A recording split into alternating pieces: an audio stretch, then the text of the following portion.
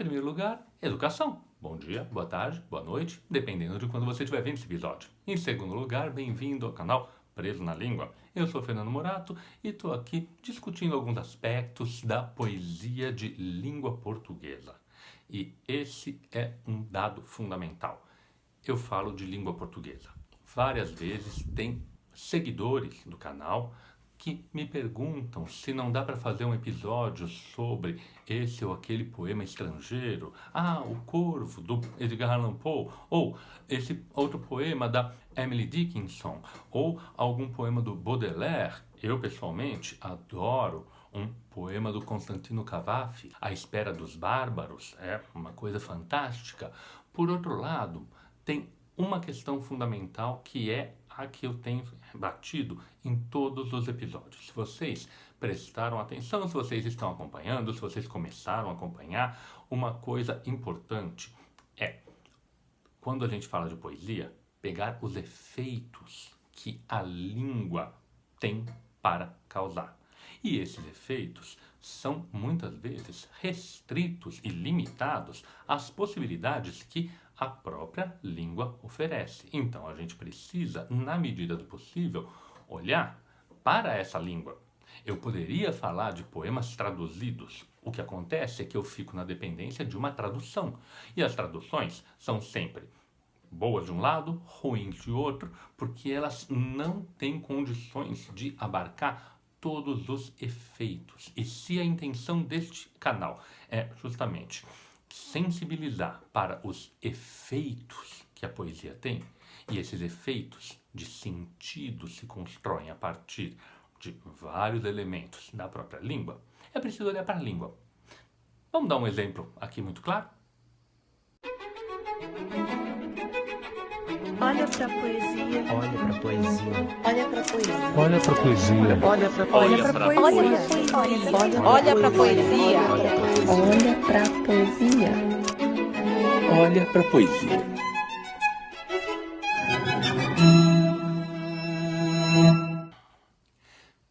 Pois bem, o exemplo que eu queria trazer é o exemplo das traduções que foram feitas de um poema muito interessante, muito bonito, um dos mais famosos, do poeta simbolista francês Paul Verlaine.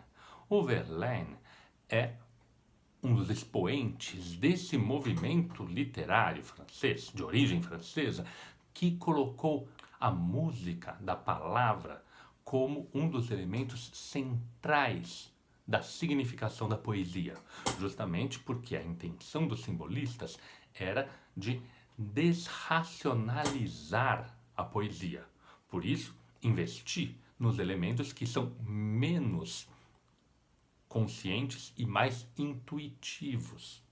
Essa análise que eu vou fazer é muito baseada, e esse é um fato que a gente precisa sempre mencionar. Não é vergonha nenhuma a gente se basear em outras pessoas. O que é importante é a gente citar essas pessoas.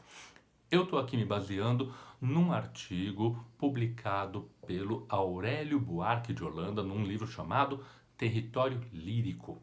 O Aurélio Buarque de Holanda, autor de um dos dicionários mais famosos da língua portuguesa, o Dicionário Aurélio, que na sua última versão, em 1986-87, já era considerado praticamente como um sinônimo, uma metonímia de dicionário. As pessoas falavam, vou consultar o Aurélio, porque já se sabia que Aurélio significa dicionário. Apesar disso, o Aurélio era um grande estudioso da própria língua portuguesa. E, como estudioso, ele era sensível aos elementos poéticos dessa língua. Os artigos do livro Território Lírico são muito interessantes, são muito atentos, são muito minuciosos, e esse em específico, chamado 3 versões de um poema de Verlaine, é um dos mais interessantes para esse tema que eu estou querendo chamar a atenção. Para começar, é importante que a gente tenha noção de qual é o poema original que foi traduzido. Eu poderia ler aqui, meu francês é mais ou menos, mas sempre vamos dar chance para quem realmente conhece a língua. Então aqui tem um exemplo do que é esse poema lido por um francês. Não se preocupe se você não conhece francês, o mais importante é pegar a sonoridade. Les sanglots longs des violons de l'automne blessent mon cœur d'une langueur monotone. Tout suffocant et blême quand sonne l'heure, je me souviens des jours anciens et je pleure. Et je m'en vais au vent mauvais qui m'emporte de ça, de là, pareil à la feuille morte. Viu que bonito? Viu que coisa envolvente? Esse poema que fala do outono, uma estação crepuscular, uma estação que está encaminhando para noite ou para hibernação do inverno. É um poema que, no ponto de vista sonoro, tem uma série de elementos extremamente bem marcados, como essas nasais em on, sim, foi morta na porta. Esses sons são extremamente felizes para criar essa ambiência toda que o Verlaine se propõe a construir. A primeira versão que a gente pode analisar é uma versão bastante fiel do ponto de vista de conteúdo, mas olha que desastre acontece quando a gente pensa na forma. E mais do que isso, não é um desastre, porque o poeta que fez essa tradução, Alfonso de Guimarães, é um dos grandes poetas simbolistas brasileiros. Mas, ao tentar reproduzir em português o poema do Verlaine, veja o que acontece. Os soluços graves dos violinos suaves do outono ferem a minha alma num langor de calma e sono. Não, né? Pois é, que tristeza, porque aquele sanglolon de violon de l'automne virou soluços graves, suaves. Nenhuma relação, esse on e ave. Est mon cœur d'une langueur monotone. Minha alma de uma calma. O conteúdo está muito próximo, está muito bem achado. Por outro lado, o som implodiu completamente. A gente não tem mais nessa leitura o mesmo efeito que o texto original causava. Olha aqui então a última estrofe. Que tristeza. Daqui, dali, pelo vento em atropelo seguido, vou de porta em porta, como a folha morta, batido. Né? Esse R, porta em porta, quebra muito e a fé morta, porta, não tem nada a ver com o seguido e batido. Muito bem feita a tradução quanto ao conteúdo. Mas veja, com um conteúdo muito bem feito, o texto acaba perdendo enormemente em impacto.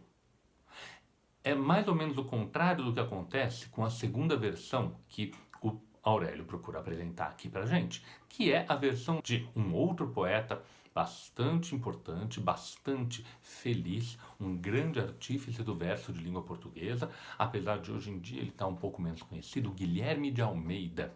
Guilherme de Almeida, que foi membro e idealizador da Semana de Arte Moderna, foi uma das figuras de ponta do modernismo paulista.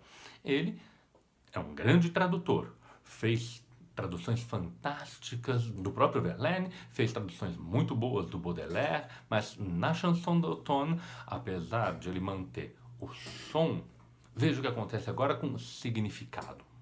Estes lamentos dos violões lentos do outono enchem minha alma de uma onda calma de sono. Conseguimos um pouco do outono e sono, era o mesmo que o Alfonso de Guimarães tinha usado. Pelo menos o lamento é melhor do que o grave. Soa muito mais próximo, soa muito mais melancólico. Por outro lado, há uma questão fundamental na hora em que ele tem que tentar traduzir em uma sonoridade melhor o violon de l'automne. Viram violões.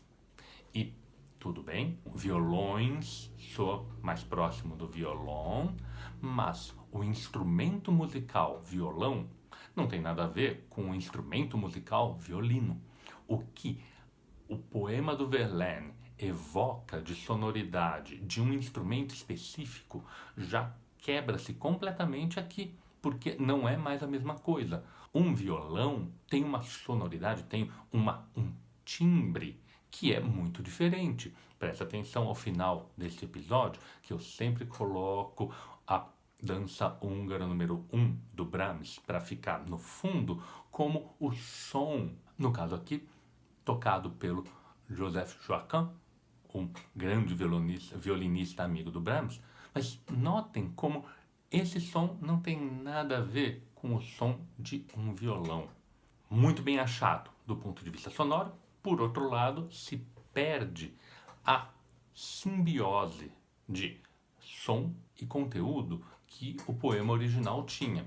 Na última estrofe, a coisa também fica muito parecida, apesar de mudar no som. E vou à toa, no ar mal que voa, que importa? Vou pela vida, folha caída e morta. Sim, um achado que quebra com aquela sintaxe, mas mantém um pouco melhor a sonoridade. A morta está um pouco melhor do que o batido, mas ainda assim tem que violar um pouco do original. É interessante que é na tradução de um poeta menor, o Honestaldo de Penaforte, que a gente encontra a melhor saída e a maior fidelidade, tanto do ponto de vista de forma, quanto do ponto de vista de conteúdo ao texto do Verlaine. Olha só que interessante, e vamos ouvir agora o poema inteiro. Os longos sons dos violões pelo outono me enchem de dor e de um langor de abandono. E choro quando ouço ofegando bater a hora, lembrando os dias e as alegrias, o ai de outrora. E vou-me ao vento que num tormento me transporta, de cá pra lá, como faz a folha morta. Muito melhor achado, essa última estrofe, com um enjambement, com um encavalamento igual ao do original, que continua o conteúdo gramatical de um verso ao outro, não fazendo aquilo que muito frequentemente acontece, de estancar as frases, expandir as frases a partir da sonoridade dos versos. E aqui a gente tem um bom achado. Muito do poema se mantém, mas veja, outra vez, para conseguir se aproximar da sonoridade original, é necessário fazer essa violação de conteúdo, que é transformar os violinos em violões. Não tem muita saída na língua portuguesa, porque a palavra que a gente optou por usar é essa com um i tão agudo, tão forte, que não tem nada a ver com o mesmo instrumento falado em francês. São essas algumas das questões que sempre me vêm à cabeça toda vez que eu estou tentando preparar um episódio novo, porque pensar apenas do ponto de vista de conteúdo e fazer os episódios comentando o que os poemas estão dizendo, mas ignorando o como eles estão dizendo, é, na minha opinião, reduzir, mutilar o verdadeiro sentido da poesia. O que eu quero aqui é abrir horizontes, não restringir. Por isso eu faço questão de trabalhar com a poesia em todo o seu espectro, não apenas com um único aspecto, que é o que muitas vezes acontece. Essa é a intenção do canal. Ele tem como objetivo fazer com que a poesia passe a ser mais acessível para um falante ou um simpatizante da língua portuguesa, porque essa é uma língua que tem a sua dignidade, tem a sua grandeza e tem as suas possibilidades. Se a gente não der atenção para todas essas possibilidades, a gente está claramente reduzindo e instrumentalizando a poesia. Olha que interessante o que eu vou tentar fazer nesse último slide. Sem imagem dos autores, vamos colocar as 4 versões, uma ao lado da outra, porque o poema é curto e permite isso.